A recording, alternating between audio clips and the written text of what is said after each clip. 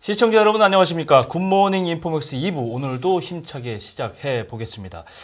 오늘은 특별히 경제 언박싱 코너를 통해서 현장 기자들과 함께 주요 이슈별로 차례로 분석을 해보겠습니다.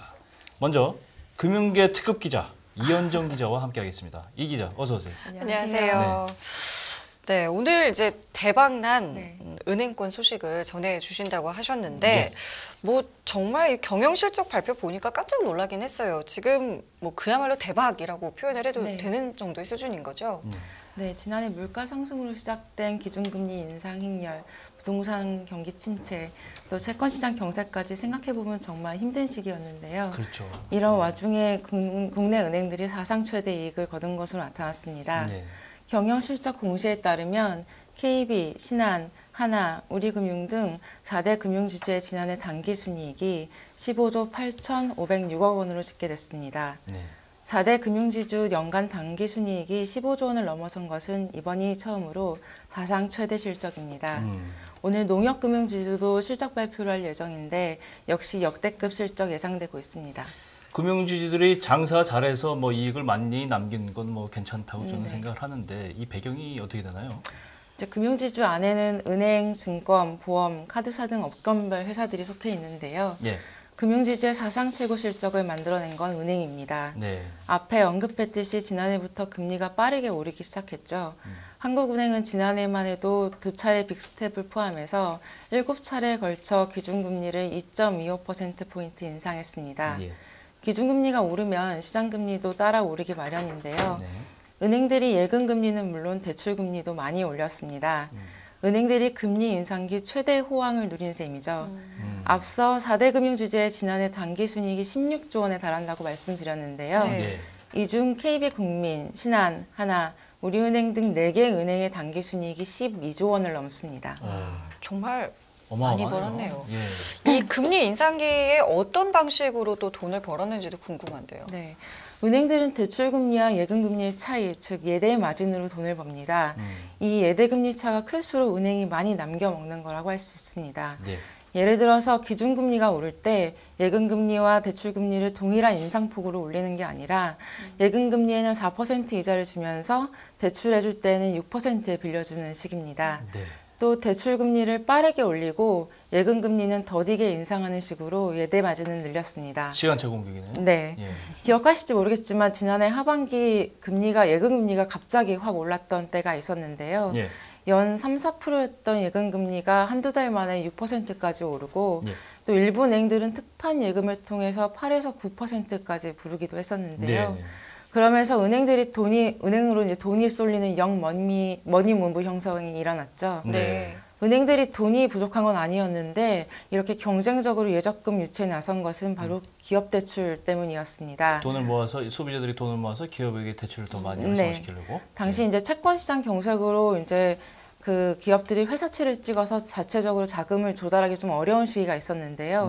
그때 이제 기업들이 은행 대출을 통해서 이제 자금을 조달했었습니다. 은행들이 예금을 유치를 해서 유동성을 확보한 다음에 그 돈으로 이제 기업들에게 훨씬 더 비싼 이자를 주고서 대출을 내주는 식으로 장사를 해왔습니다. 그렇군요. 그러다 이제 연말에 회사채 시장이 좀 안정을 찾아갔고 기업들의 이제 은행에서 대출을 받는 대출 수요가 좀 줄어들었죠. 은행들이 이번에는 그러면 더 이상 이제 예금금리를 많이 줘가면서 이제 유동성을 확보할 필요가 없어졌는데요. 그러자 이번에는 예금금리를 아주 빠르게 내렸습니다. 이제 은행들의 고금리 특판 예금은 물론 5%짜리 정기예금 찾기도 조금 힘들어졌는데요. 그러면 이제 은행들이 대출금리는 예금금리만큼 빠르게 내렸냐? 또 그건 또 아니었습니다. 대출금리는 조금 덜 내리거나 아니면 좀 늦게 내리는 수법으로 마진을 많이 남긴 것입니다. 그렇군요. 방금 이 기자가 수법이라고까지 얘기했는데 이게 상당히 어떻게 보면 모럴 해저드 성격이 있다. 저는 그렇게 해서 판단이 되는데 그렇게 해서 은행들을 과연 얼마나 벌었습니까? 마진이, 예대 마진이. KB국민, 신한, 하나, 우리은행 등 4대 은행이 지난해 번 이자 이익은 총 32조 5,226억 원입니다. 아니, 그러면 32조를 벌었다는 얘기는 순이익보다 더블이네요? 그렇죠. 그러면 예대 마진 빼고는 다른 거에서는 손실을 봤다는 얘기인데요? 다른 사업에서는? 그러니까 쉽게 말해서 예대 마진, 그러니까 이자로 벌어들인 돈이 32조 원이 넘는다는 겁니다. 우리은행은 이제 이자이익이 4대 은행 중에 가장 많이 늘었는데요. 예. 지난해 7조 4,177억 원의 이자이익을 내서 전년 대비 25.3%나 급증했습니다. 그렇군요. 국민은행과 신한은행도 이자이익이 각각 9조 2,910억 원과 8조 2,052억 원으로 1년 전보다 20.2%, 24.1%씩 늘었습니다. 예. 하나은행의 이자이익도 7조 6,087억 원으로 전년 대비 23.7% 증가했습니다. 예. 이자이익 증가율이 가장 높았던 우리은행의 경우 전년 말 기준 예대금리 차가 2.14%포인트로 1년 전보다 0.4%포인트 벌어졌습니다. 네. 그만큼 대출금리와 예금금리 차이를 더 많이 벌렸다는 의미입니다. 예. 이렇다 보니 은행들의 순이자 마진, NIM도 크게 개선됐는데요.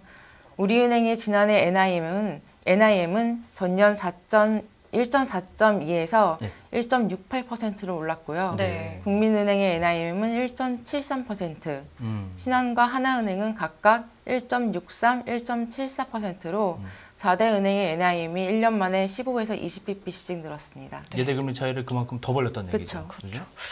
물가 잡으려고 기준금리 올렸더니 은행들 배만 불린 거고 그렇죠. 이런 비판을 은행에서도 모를 리는 없을 것 같은데 지금 네. 분위기는 좀 어떻습니까? 네, 그렇습니다. 경기가 어려워지고 이제 임금도 많이 오르지 않고 더욱이 이제 코로나 장기화로 자영업자들의 수입이 큰 폭으로 줄어들었죠.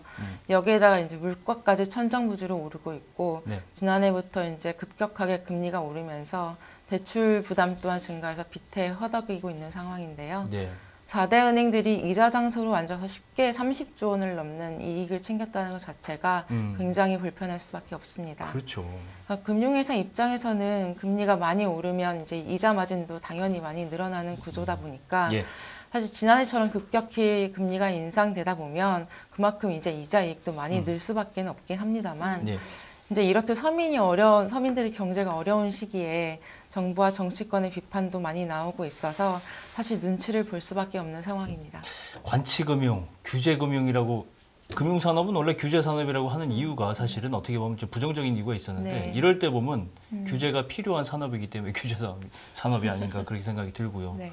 그렇기 때문에 정부가 더 신경을 써야 되는 국민의 어떤 공익을 위한 측면이 상당히 네. 큰데 국민생활과 네. 밀접하게 연결이 돼 있고 네. 최근에 윤석열 대통령이 은행 이런 사태를 의식해서인지 은행을 공공재다 이렇게 언급을 하기도 했잖아요. 네, 맞습니다. 윤 대통령은 최근 금융위 업무보고 이후 벌어진 토론회에서 은행이 공공재 측면이 있다고 하면서 이제 은행의 공익적 성격을 좀 강조했는데요. 네. 거기에다가 이제 어제도 대통령이 은행의 돈잔치로 인해서 국민들의 위화감이 생기지 않도록 정부가 대책을 마련하라고 지시를 했습니다. 네. 대통령이 은행들의 사상 최대 실적을 돈잔치라고 표현한 것 자체가 굉장히 강한 메시지를 품고 있다고 보고 은행들은 잔뜩 긴장해 있는 상태입니다. 네. 국회에서도 이제 은행의 예대금리 차를 감독할 수 있게끔 하는 법 개정을 논의에 들어갔고 네. 금융당국도 이제 은행 경영진의 성과 보수 체계를 이제 적정한가를 점검하고 있고요. 또 특별 대손 준비금 적립 요구에도 나서고 있어서 은행들이 앞으로 얼마나 자발적으로 사회적 역할에 나설지가 관심입니다. 네. 네. 말씀해 주신 대로 그야말로 이 은행의 돈잔치 결국 대통령까지 나서서 이제 대책을 지시를 했는데 어떤 대응을 내놓을지 네. 앞으로 또 후속 소식이 있으면 전해주시면 감사하겠습니다. 네, 감사합니다. 이현정 기자와는 여기서 인사드리겠습니다. 고맙습니다. 감사합니다. 네, 수고하셨습니다.